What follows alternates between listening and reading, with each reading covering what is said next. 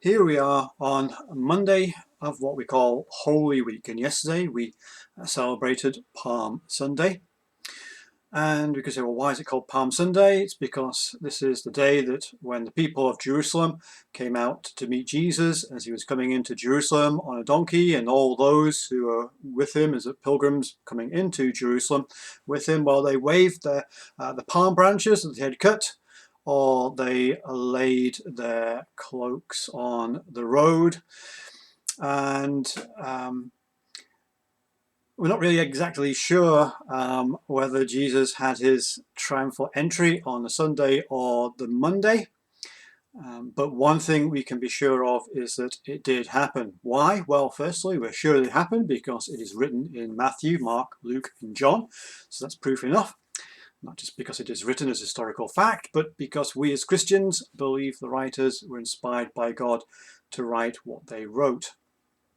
So, at the start of this week, Jesus rode into Jerusalem on the back of a donkey. The crowds who were entering with him were joined by those who were coming out to see what the uproar was about, and they joined in the celebration also, and they shouted out, "Hosanna! Blessed is he who comes in the name of the Lord, even the King of Israel."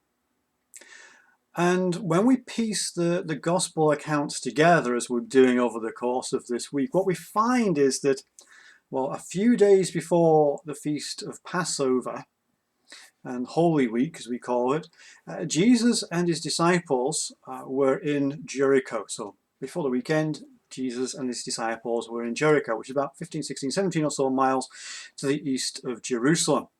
We know this because this is where he healed blind Bartimaeus, as we read in Mark chapter 10. And from there, they go to Jerusalem for the Passover feast. But they don't just go to Jerusalem straight away from Jericho. They don't just go and have the triumphal entry straight away from Jericho as they're coming in. They first of all make their base in Bethany, the home of Martha and Mary and Lazarus. Remember Lazarus, who'd been raised from the dead.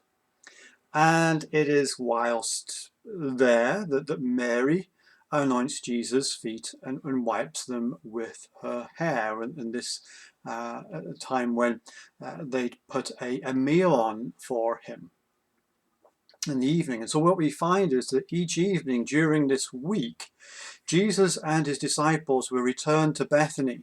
That is until the last night, the Thursday night, when they go to the Garden of Gethsemane, and there Jesus is arrested.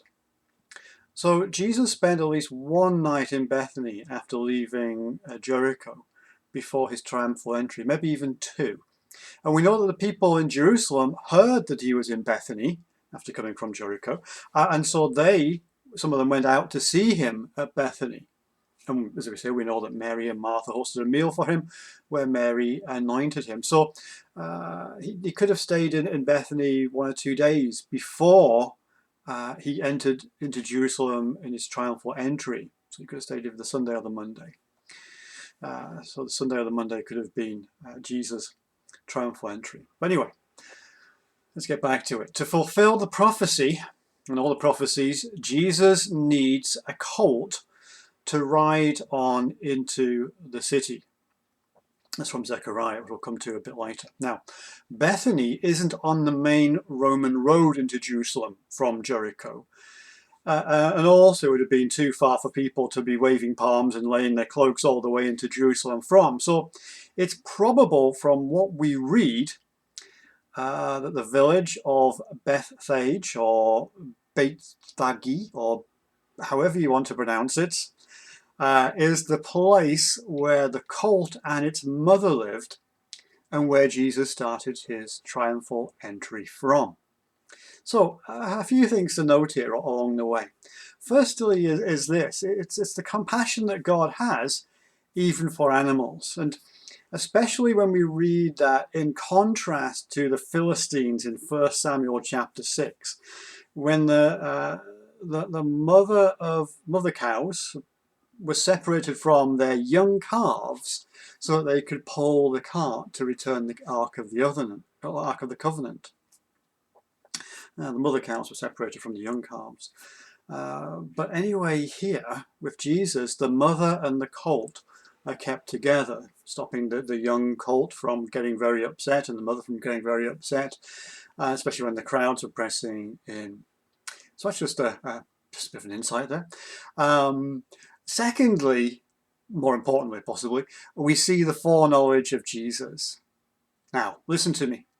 He didn't, what some people might say is, he planned this ahead of time with the owner of the donkeys. He went off to Bethphage without telling the disciples, and then he just made this deal with the owner of the donkeys that they would be there at a certain time. So when he sent his disciples, yeah, he could go and get them. No. And he didn't just try and assume or guess that there would be a couple of donkeys there. He didn't do that either. He knew because he had foreknowledge, because he was in control of the events that were taking place. And we'll see this as we go through this week, where Jesus has foreknowledge of other events that he plans. So remember, Jesus has chosen to go to the cross because this is the will of his Father. And remember, Jesus does his Father's will. And this brings glory both to the Father and to the Son. Jesus isn't at the whim or fancy of the world or the crowds.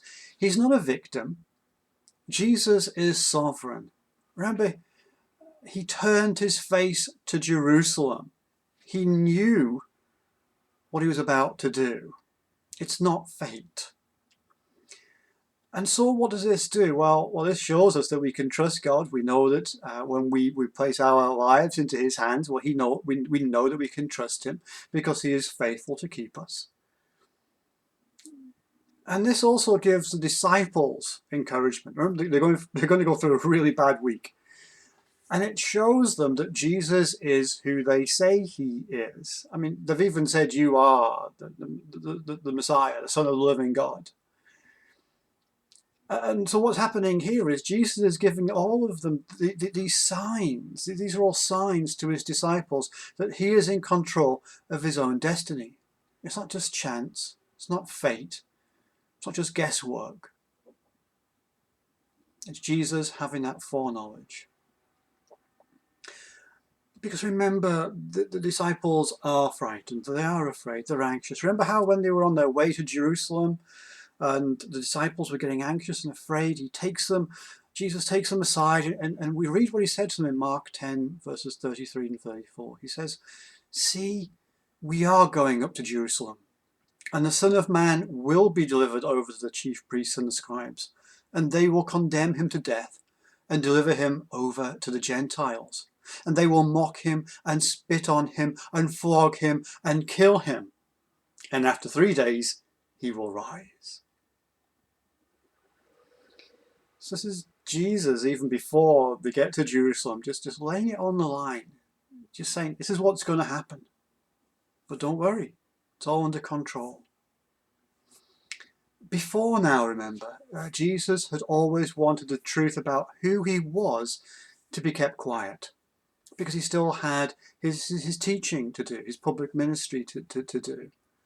But now, he's gone public about who he is, and gone public in a big way. You couldn't publicize your kingship much bigger than what Jesus did as he entered Jerusalem on a colt, with people waving palm branches and shouting, "Hosanna! Blessed is he who comes in the name of the Lord, even the King of Israel." Remember, the Jews had been waiting for the Messiah. In fact, many boys around about the time of Jesus, were named Jesus, probably in the hopes that one of them would be the one to save the nation of Israel from whoever was oppressing them at the time. In this case, it was the Romans. And a few men had risen up and raised up some followers to take on the Romans, but they'd all come to nothing. And we even think possibly that Barabbas was a revolutionary who had led a failed attempt against the Romans and then had been taken prisoner and was about to be executed. But now the prophecy has been fulfilled, and for real this time. Jesus coming, riding on a donkey into Jerusalem, fulfills the prophecies, and especially the prophecy of Zechariah. Zechariah 9 we read, "Rejoice greatly, O daughter of Zion. Shout aloud, O daughter of Jerusalem. Behold, your king is coming to you. Righteous and having salvation is he. Humble and mounted on a donkey, on a colt, the foal of a donkey." Zechariah speaks of the shepherd appointed by God to be over his people, and Jesus will tell his disciples about this prophecy, that he was the shepherd king spoken of in Zechariah 13 verse 7, when he tells them in Mark 14:27, "You will all fall away, for it is written, I will strike the shepherd, and the sheep will be scattered." Jesus is saying that he is the fulfillment of the prophecies. He is proclaiming himself as God's anointed king. And the people, they know this and understand this, that he is the King of the Jews. But as I said yesterday in church, hopefully the link's going to be below, they did not, the link below so you can hear yesterday's sermon if you didn't hear it yesterday. They did not understand the type of king he was, or the type of kingdom he was to rule over.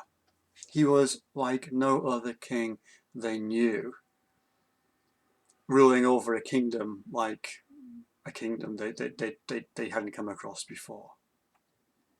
There is no rebellion against the Romans. He does not do what they think a king should do. He's going to die. Kings don't do that. So God takes them all by surprise. But he does what is best, not just for himself, but for us. And we need to trust him, because he is faithful, true, and works for our good. We're going to leave it till there until tomorrow. Take care, and God bless.